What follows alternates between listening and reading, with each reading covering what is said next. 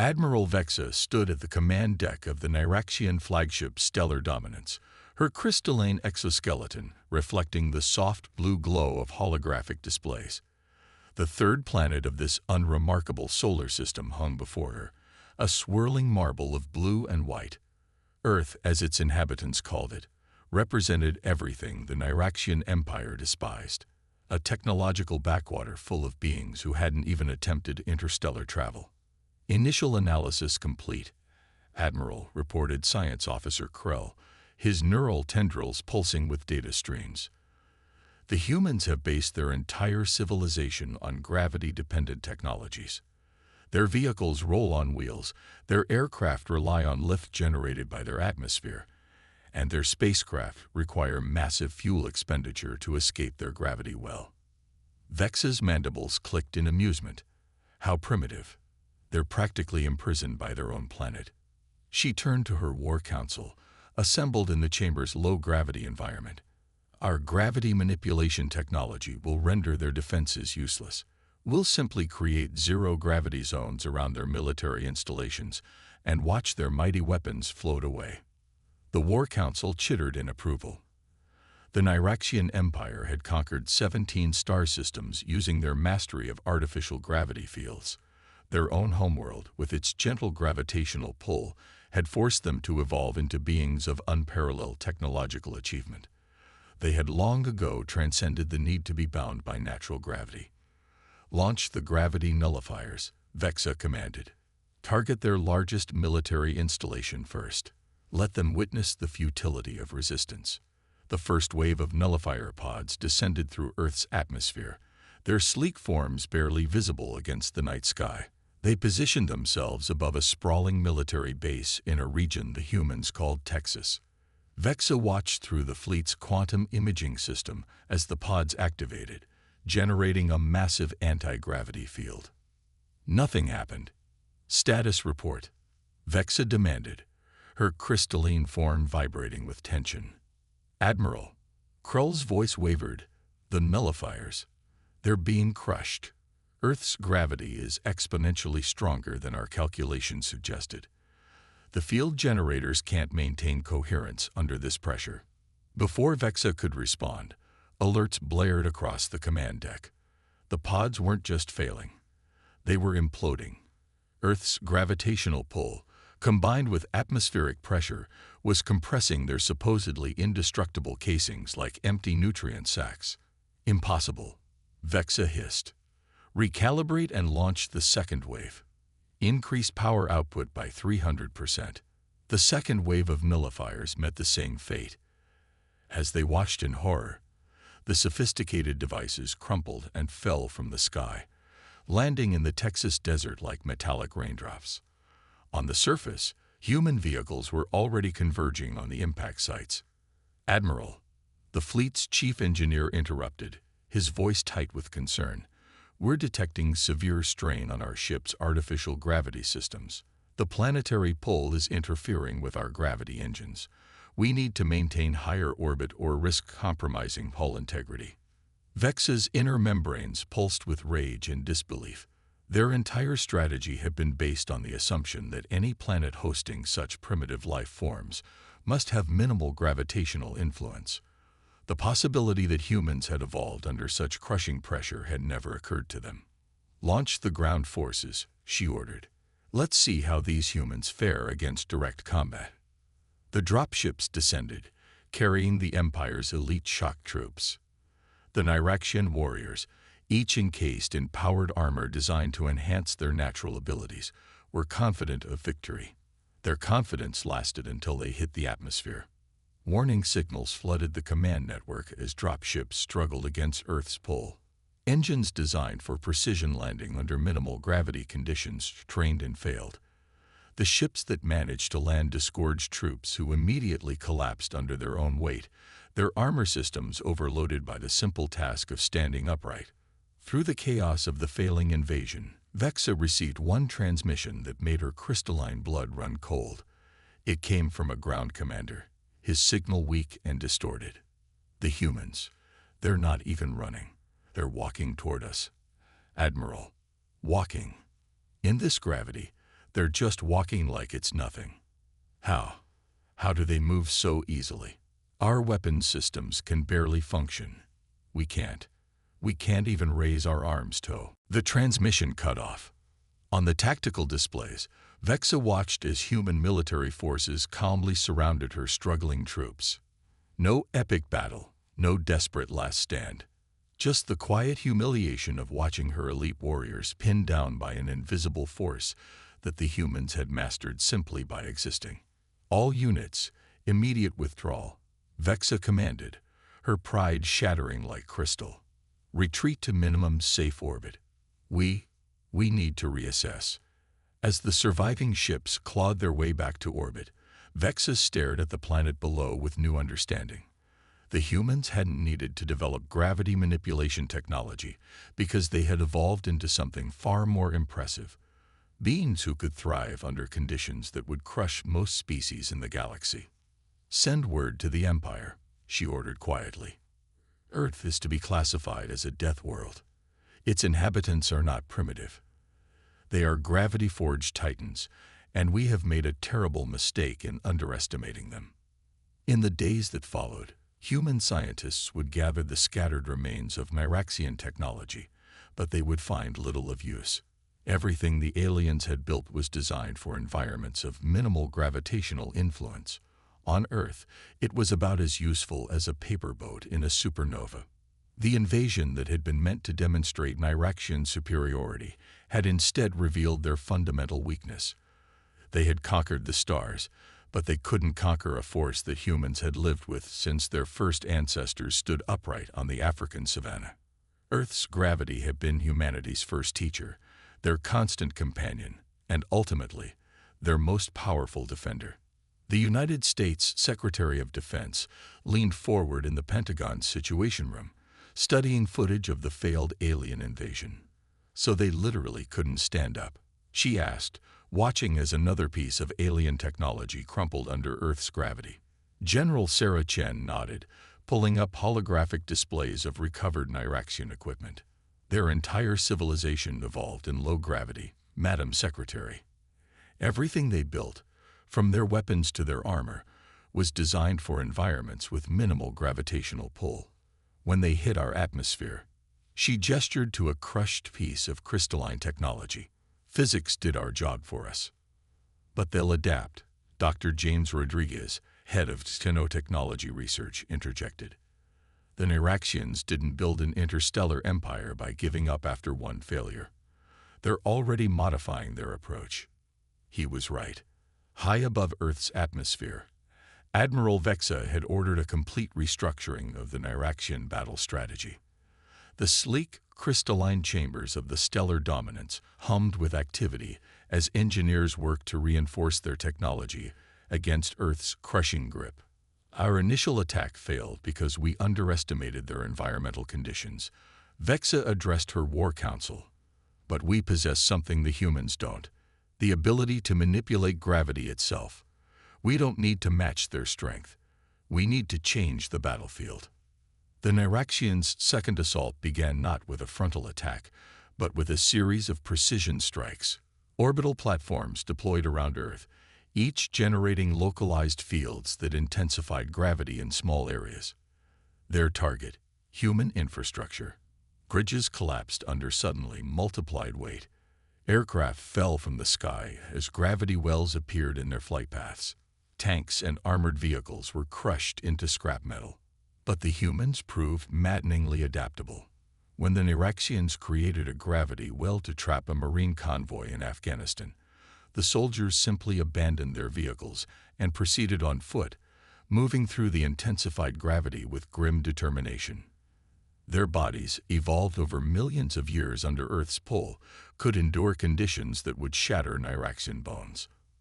Fascinating, Dr. Rodriguez murmured, studying readings from the alien gravity weapons. They can increase local gravity, but they can't maintain the effect for long. The power requirements must be astronomical. General Chen saw the opportunity immediately. They're fighting against Earth's natural gravity. Every second they maintain those fields costs them energy. Meanwhile, We're just walking around like we always have. The turning point came during the Battle of the South China Sea.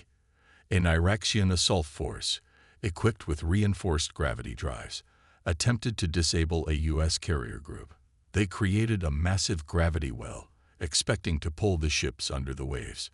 Instead, they watched in disbelief as human naval forces adapted almost instantly. Captain Michelle Torres of the U.S. Gerald Ford ordered her crew to dump excess weight and adjust their ballast. The carrier rode the artificial gravity like a massive surfboard, using the Iraqians' own weapon to achieve impossible maneuvers. Fighter jets, instead of fighting against the increased gravity, used it to perform turns that would normally tear their aircraft apart. They're using our gravity manipulation against us, Vexa's tactical officer reported, mandibles clicking in distress. Their pilots are intentionally diving into our gravity wells to accelerate beyond their ship's normal capabilities. In near-Earth orbit, the situation grew even more dire for the invasion force. The humans' primitive chemical rockets, which the Iraqians had dismissed as inefficient, proved to be perfectly adapted to functioning under intense gravitational conditions. While Iraqian ships struggled to maintain their positions, human spacecraft maneuvered with practiced ease through the natural gravity well they'd trained in for decades. Admiral, Science Officer Krull reported, his neural tendrils pulsing with anxiety. We've detected something unusual. The humans are launching kinetic weapons platforms, but they're not powered. They're just heavy. Vexa realized the human strategy too late. They weren't fighting the Iraqians with advanced technology. They were using gravity itself as a weapon. Simple tungsten rods, dropped from orbit, accelerated under Earth's natural gravity to become devastatingly effective weapons against the Iraqian fleet's gravity-sensitive ships.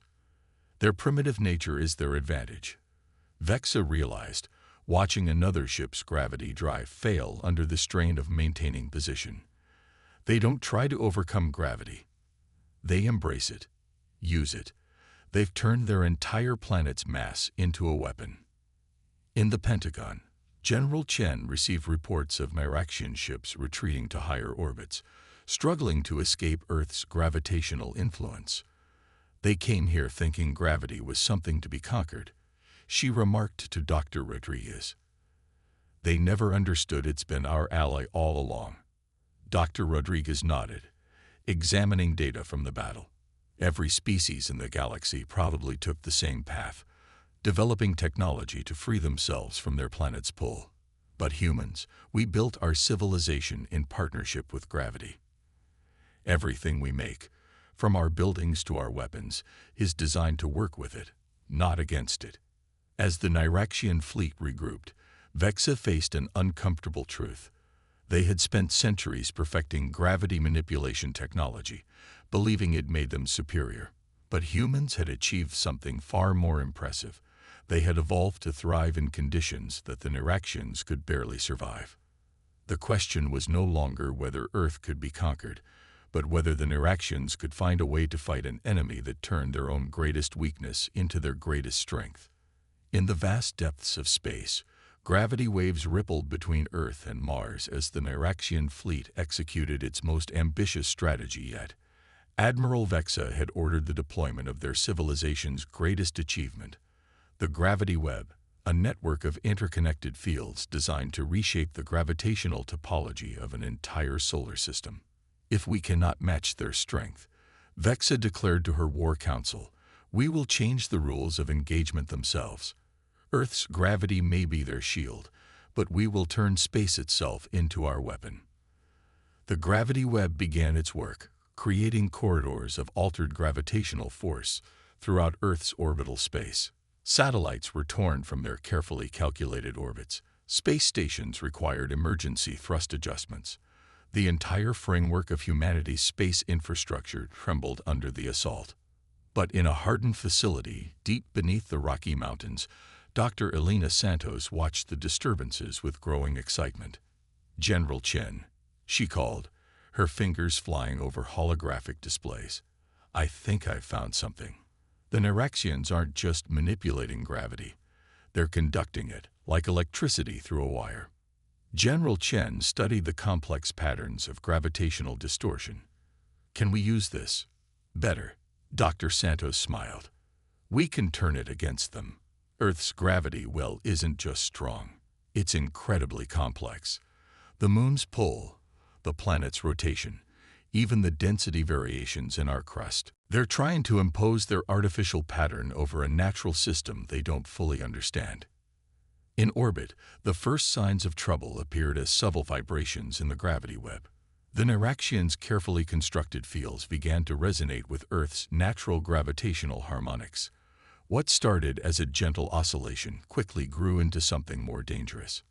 Admiral, Krell's neural tendrils flickered with alarm. The gravity web is experiencing unexpected feedback loops. Earth's gravitational field isn't uniform. It's full of anomalies we didn't account for. The humans had noticed too.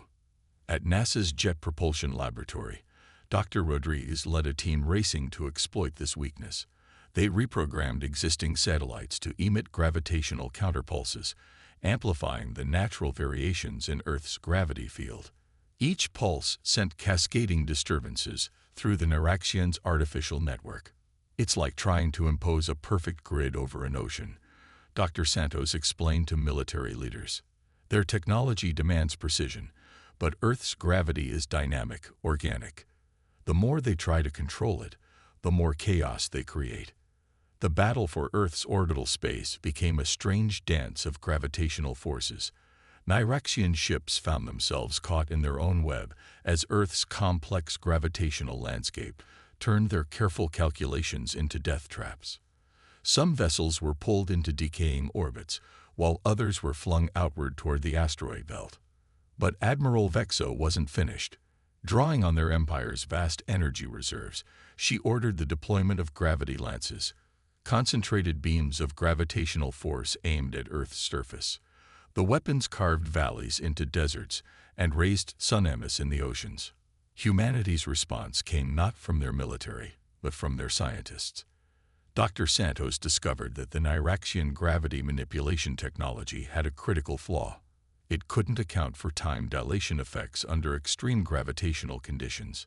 The stronger they made their gravity weapons, the more temporal distortions threw off their targeting. They see gravity as a force to be controlled, Dr. Santos told General Chen. But Einstein showed us it's really about the curvature of space-time itself. Their technology is advanced, but their understanding is incomplete. The insight led to an audacious strategy. Human forces began using precisely timed nuclear detonations in the upper atmosphere, not as weapons, but as gravity disruptors. The intense energy release created localized distortions in space-time that shattered the Niraxians' carefully maintained gravity fields. Aboard the Stellar Dominance, Vexa watched in growing horror as her gravity web collapsed section by section. How? She demanded. How are they doing this with such primitive technology? Admiral, Krell's voice was heavy with realization. I don't think it's their technology we underestimated. It's their understanding. They've spent centuries studying gravity not as something to overcome, but as a fundamental property of their universe. They don't fight it. They work with it. The revelation came too late. The gravity web, destabilized by Earth's natural gravitational complexity and humanity's calculated disruptions, began to tear itself apart. Massive gravitational shockwaves rippled through space, battering both human and Niraxian forces. All ships, emergency protocols. Vexa ordered as her fleet struggled to break free of the collapsing web. Retreat to safe distance. But retreat wasn't simple. The Niraxians had woven their gravity manipulations so deeply into local space that disconnecting from them threatened to tear their ships apart. They had created a trap of their own making, their technology too sophisticated, too rigid to adapt to the chaotic reality of Earth's natural gravitational environment. In the Rocky Mountain facility, Dr. Santos watched the unfolding disaster with a mixture of awe and vindication. We didn't beat their technology, she said quietly. Earth did. 3 billion years of evolution under this gravity well taught us something they never learned. Some forces aren't meant to be controlled. They're meant to be understood. As the gravity web collapsed, taking several Nyraxian ships with it, humanity prepared for the next phase of the war. But they had learned something crucial. Their greatest weapon wasn't their technology or even their physical adaptation to high gravity. It was their understanding that some of the universe's most fundamental forces demanded respect rather than control. The weight of that lesson was about to become even heavier for the Nyraxian Empire. The United Nations Security Council chamber fell silent as Dr. Elena Santos projected a hologram of the Nyraxian homeworld. The alien planet hung in the air like a jewel, its crystalline cities glinting under a distant sun. "This is why they failed," she said, manipulating the display to show gravitational data. "Their homeworld, Nyrax Prime, has 1/3 of Earth's gravity. Their entire civilization evolved in conditions we consider nearly weightless. Everything about them, their biology, their technology, their military doctrine, is built on that foundation." General Chen leaned forward. "And you're certain about these readings?" "Absolutely." Dr. Santos highlighted patterns in the data collected from captured Nyraxian technology. Their gravity manipulation devices aren't weapons by design. They're environmental compensators. The Nyraxians need them just to function in normal space. Without them, any planet with Earth-like gravity would be lethal to their species. The implications rippled through the chamber. Humanity had spent months defending Earth, but now they had something far more valuable than a successful defense. They had understanding. In orbit, the remains of the Nyraxian fleet maintained a cautious distance from Earth's gravity well. Admiral Vexa had converted the stellar dominance into a mobile command center, coordinating what remained of their gravity manipulation network. But the strain of maintaining their position was taking its toll on both ships and crews. "Another gravity drive failure," Admiral reported her engineering chief. "We've lost 3 ships this cycle alone. The compensators can't handle the prolonged exposure to Earth's gravitational field." Vexa's crystalline form vibrated with suppressed fury. The humans weren't just surviving their attacks. They were thriving. Every attempt to use gravity as a weapon had backfired, turning their own technology against them. But her pride wouldn't let her retreat.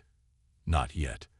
Back on Earth, Dr. Rodriguez made a breakthrough while studying captured Nyraxian armor. Their entire technological base, he explained to a joint military scientific committee, relies on maintaining precise gravitational conditions. Even a small disruption cascades through their systems. They're not just vulnerable to gravity. They're vulnerable to any force that distorts spacetime. That's when Dr. Santos proposed what would become known as Operation Gravity Well. "We don't need to fight them," she argued. "We just need to remind them of what gravity really means." The plan was audacious. Using modified versions of the Nyraxians' own gravity technology, combined with human understanding of gravitational physics, they would turn Earth's gravity well into a weapon, not by increasing it, but by learning to project it. "Think of it like a gravitational lens," Dr. Santos explained to the military commanders. "We can't move Earth's gravity, but we can focus it, redirect it. The Nyraxians created artificial gravity fields. We're going to show them what a natural one can do." The project required unprecedented international cooperation. Scientists from every major nation worked together, combining their knowledge of gravitational physics with insights gained from studying Nyraxian technology. They weren't trying to match the aliens' technological sophistication. They were doing something far simpler and more elegant. "The key," Dr. Rodriguez explained, "is that we're not fighting against nature. We're just amplifying what's already there." In orbit, the first signs of the human counter-strategy appeared as subtle distortions in space. Nyraxian sensors detected nothing unusual. Their instruments were calibrated for artificial gravity fields, not the complex harmonics of a natural gravity well. "Admiral," Krull reported, his neural tendrils pulsing with confusion, "we're detecting strange fluctuations in the local spacetime metric.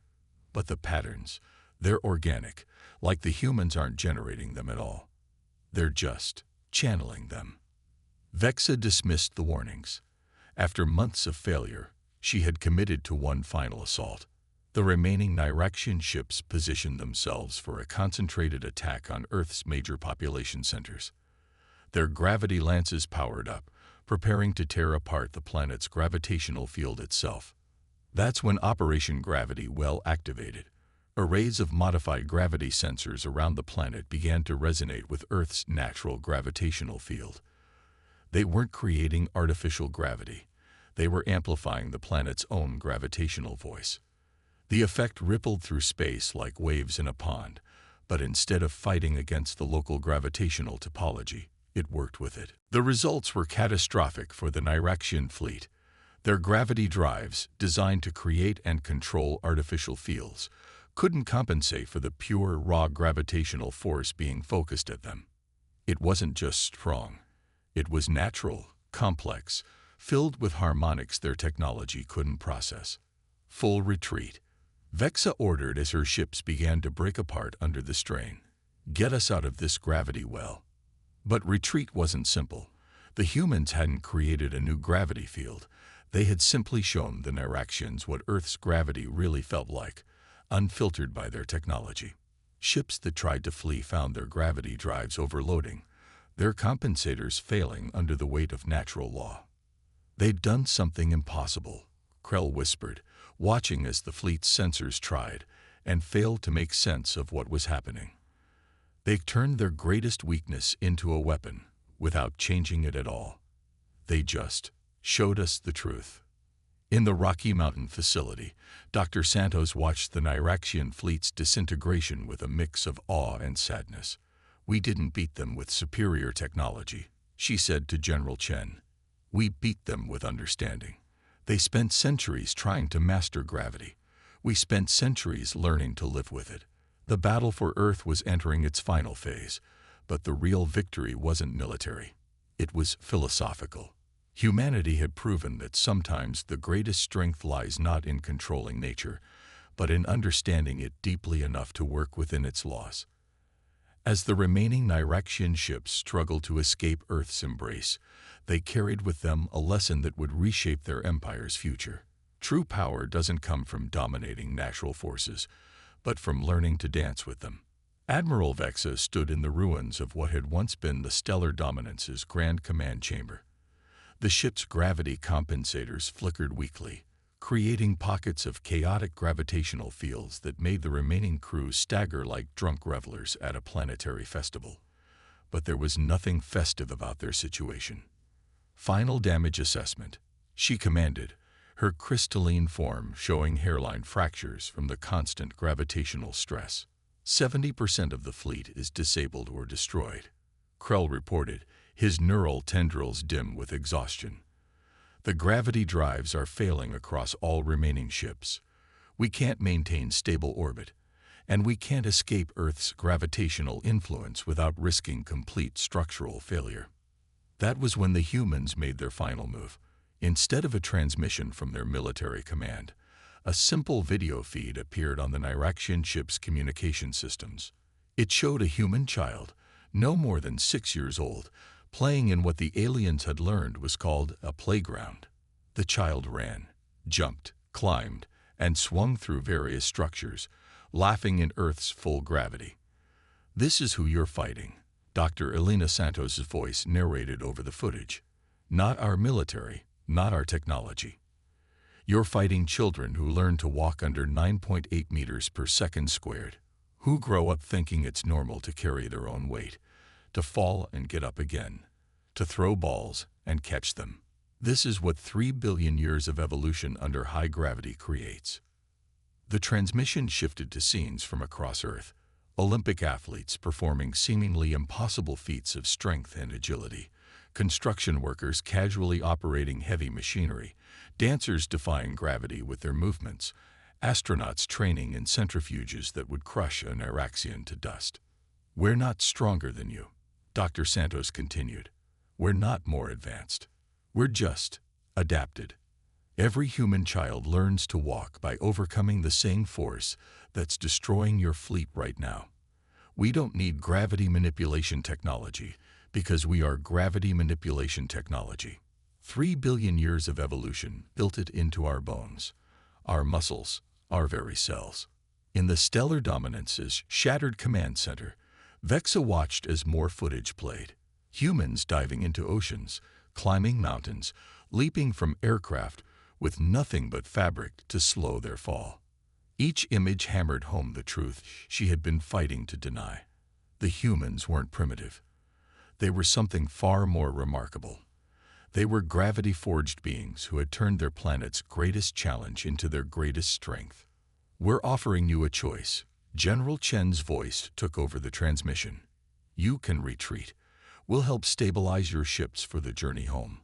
Or you can continue fighting and learn exactly what it means to wage war against a species that treats your greatest weapon as their natural environment." To demonstrate their point, the humans activated a network of gravity sensors around the planet. Unlike their previous attack, this wasn't meant to destroy. Instead, it created a perfect map of Earth's gravitational field, showing the Niraxians exactly what they were fighting against. The visualization was beautiful and terrifying, a complex dance of gravitational forces that their technology could barely comprehend, let alone control. "Look at it," Krell whispered, his scientific curiosity overtaking his fear. "Their entire civilization developed within this. No wonder our gravity weapons didn't frighten them. They live inside a gravity weapon." Vexa stared at the display, seeing Earth's gravity field in its full complexity for the first time. Every variation in the planet's core, every mountain and ocean trench, every orbital dance with their moon. It all contributed to a gravitational symphony that her people had never imagined possible. The humans hadn't just survived in this environment. They had turned it into their home. "Send the surrender signal," she ordered quietly, "and request their assistance for emergency repairs." The response was immediate.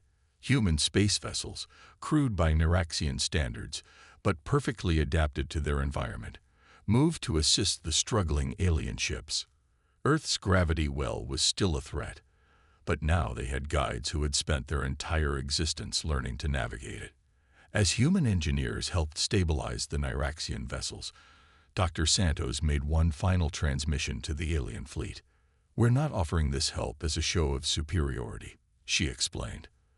"We're offering it because we understand something you didn't. The universe isn't meant to be conquered. It's meant to be understood, adapted to, worked with. That's not weakness.